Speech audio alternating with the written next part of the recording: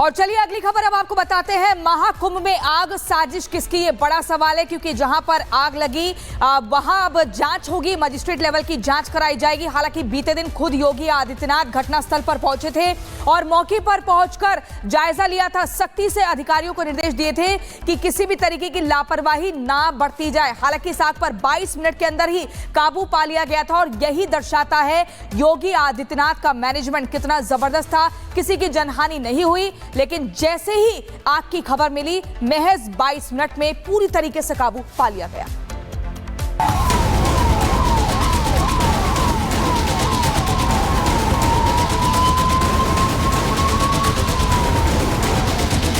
पक्षी भी जिस प्रकार से बार बार टिप्पणी करने लगते हैं, नकारात्मक टिप्पणी, तो ये साजिश भी हो सकता है। तो देखिए सवाल बड़ा है कि महाकुंभ में आग जो लगी है उसके पीछे साजिश किसकी है। कहा गया कि सिलेंडर ब्लास्ट हुआ, इस वजह से आग लगी, लेकिन इसकी बारीकी से जांच होगी और जांच मजिस्ट्रेट लेवल की करवाई जाएगी ताकि पता लगे कि आखिर किसकी साजिश थी। कुंभ में आग लगने की पहली तस्वीर आप देखिए, कैसे वहां पर अग्निशमन की गाड़ी मौके पर पहुंची। एक नहीं बल्कि कई सारी गाड़ियां एक साथ पहुंचती हैं भीषण आग पर काबू पाने के लिए। 22 मिनट में आग पर पूरी तरह से काबू पा लिया गया, लेकिन सवाल जस का तस बना हुआ है कि आखिर ये साजिश किसकी थी, किसने सनातनियों की महापर्व में खलल डालने का प्रयास किया। जो भी दोषी पाया जाएगा उसे योगी की जो पुलिस है वो छोड़ेगी नहीं, बख्शा नहीं जाएगा, सख्ती से कार्रवाई होगी उसके खिलाफ। हालांकि जानकारी ये मिली थी कि सिलेंडर ब्लास्ट होने की वजह से आग लगी थी, लेकिन इसी आपको बता दें कि इस पूरे मामले में मजिस्ट्रेट लेवल की जांच होगी। महाकुंभ में आग लगने के बाद जो जानकारी मिल रही है वो ये कि इसमें मजिस्ट्रेट लेवल की जांच की जाएगी ताकि ये पता लग सके कि आखिर क्या कुछ वजह रही। सेक्टर मजिस्ट्रेट शिवेंद्र वर्मा जांच करेंगे, आग लगने के कारणों का पता लगाया जाएगा, आग से हुए नुकसान का आकलन भी किया जाएगा। साधु संतों ने साजिश की आशंका व्यक्त की थी। साधु संतों की तरफ से कहा गया कि किसी की ये साजिश है, कोई शरारती तत्व है जिसकी वजह से भयंकर आग लगी, क्योंकि इस आग लगने की वजह से एक साथ 22 टेंट जो है वो चपेट में आए थे और इसी के चलते मजिस्ट्रेट लेवल की जांच के आदेश अब दे दिए गए हैं। मजिस्ट्रेट जांच कराई जाएगी इस पूरे मामले में ताकि तस्वीर साफ हो पाए। मीनाक्षी ग्राउंड जीरो से हमारे साथ लगातार बनी हुई है। मीनाक्षी, जब ये बीते दिन खबर आई हर कोई हैरान हो गया कि शाम को 4:08 में महाकुंभ के टेंट में आग लग जाती है और कई सारे टेंट इसकी जद में आ जाते हैं, लेकिन 22 मिनट में कंट्रोल कर लिया। अब मजिस्ट्रेट जांच की बात की जा रही है। साधु संतों को आखिर क्या शक हो रहा है?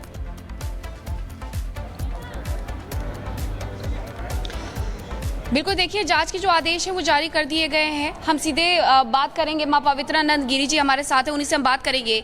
ये कहा जा रहा है कि क्या कोई साजिश थी, क्या साजिश का आशंका आप लोग भी व्यक्त कर रहे हैं? साजिश तो मतलब अब क्या है, कुछ खराब, इतना अच्छा जो हमारा पर्व चल रहा है उसको ख़राब बनाने के लिए साजिश भी हो सकती हैं, क्योंकि वैसे ही सारी लोग हमें बोल रहे हैं कि इस बार का मेला फ्लॉप है या ये अच्छा प्रशासन नहीं है, लेकिन कहीं ना कहीं ये भी हो सकता है। और एक घटना इतनी बड़ी होने के बाद भी हम लोग चैन से ना बैठे, हम सबकी सुविधा के लिए ख्याल रखें।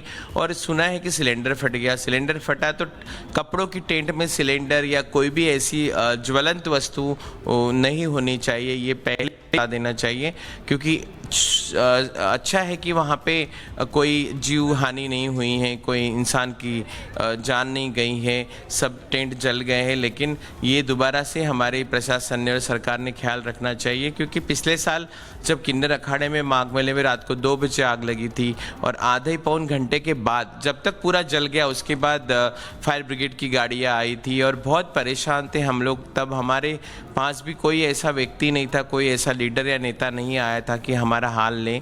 हम 3 दिन एक टेंट में रहे, वहां पे हमारे सवाल कई हैं और उनके जवाब आने हालांकि अभी बाकी हैं। लेकिन अब मुल्ला अफरोज जिसका तार अब डी कंपनी से जुड़ा, यानी पूरी साजिश आखिर कैसे बड़े लेवल पर रची जा रही थी संभल को आग की दंगे की आग में झोंकने के लिए। साहिल हमारे सहयोगी इस वक्त ग्राउंड जीरो से संभल से हर एक तस्वीर पहुंचा रहे हैं। मुल्ला अफरोज की तस्वीर भी साफ हो रही है साहिल, और साजिश आखिर कितनी बड़ी है संभल को जलाने की। लोग दावा यह कर रहे थे कि जो संभल के अंदर मुसलमानों को टारगेट किया जा रहा है, लेकिन हकीकत कुछ और है। हाँ जी बिल्कुल, अब कहीं ना कहीं जिस तरीके से अफरोज की गिरफ्तारी हुई है, इससे डी कनेक्शन जो है संभल हिंसा से जुड़ता हुआ नजर आ रहा है। और यही वजह है कि यूपी पुलिस के साथ देश की जो तमाम एजेंसियां हैं वो एक्टिव हो चुकी है। आखिरकार अफरोज जो कि शारिक साटे का करीबी है और शारिक साटा दाऊदी इब्राहिम का गुर्गा बताया जाता है, तो ये पूरे जो नेक्सस है, जो पूरे तार है, वो कहीं ना कहीं अब डी कंपनी से जुड़ते हुए नजर आ रहे हैं। अब पुलिस का मानना है कि अफरोज की कस्टडी की मांग की जाएगी और इसके आधार पर जो बाकी जो आरोपी, जो बाकी बदमाश जो शारिक साटा गैंग से जुड़े हुए हैं, उनकी जानकारी पुलिस हासिल करने का दावा कर रही है। पुलिस का कहना है जो इसके पास से मोबाइल फोन बरामद किया गया, मोबाइल फोन से कई जो सबूत हैं पुलिस को मिल सकते हैं कि आखिरकार कैसे इंटरनेशनल कॉलिंग के जरिए जुड़ता था, कितने लोगों से इस संपर्क में रहा है, 24 नवंबर हिंसा के बाद से किस किस जगह पे अपना छिपा हुआ था, किन किन लोगों ने इसको छुपाने के लिए अपने घरों में पनाह दी थी, वो पूरा जो रिकॉर्ड है पुलिस वो खंगालने में लगी हुई है। और पुलिस का मानना है कि अफरोज की गिरफ्तारी के बाद शारिक साटा पे भी जो है पुलिस जल्द नकेल कर सकती है। शारिक साटा मोस्ट वांटेड इंडिया का ऑटो लिफ्टर है जो कि इस समय दुबई में बैठा हुआ है, और जो अफरोज गिरफ्तार हुआ है, अफरोज जो है विदेशी हथियारों का सप्लायर भी कहा जाता है। तो देखने वाली बात है कि आखिरकार मौके से विदेशी खाली कारतूस और खोखे मिलना और विदेशी पिस्टल का सप्लाई करना अफरोज के मुताबिक, तो कहीं ना कहीं ये कनेक्शन डी कंपनी को जोड़ते हैं। और आने वाले दिनों में और ये वो खुलासे हैं जो हकीकत बयां कर रहे हैं कि संभल के अंदर आखिर आग किसने लगाई, जो खुलासे लगातार हो रहे हैं। साहिल, बहुत शुक्रिया इस तमाम जानकारी के लिए। चलिए अब आगे बढ़ते हैं और अब बात करते हैं घर वापसी की। एक तरफ महाकुंभ प्रयागराज पूरी तरह से सज धज कर तैयार है और तमाम भक्त आस्था की डुबकी लगा रहे हैं, लेकिन अब जो परिवार हैं वो घर वापसी आकर कैसे सनातन में कर रहे हैं, बताएंगे आप। हिंदुत्व कैसे जगेगा, हिंदू राष्ट्र कैसे बनेगा, और जो हिंदू नहीं है उनको घर वापसी कैसे कराई जाए जो धोखे से चले गए, चाहे वो इस देश के इस्लाम में हो।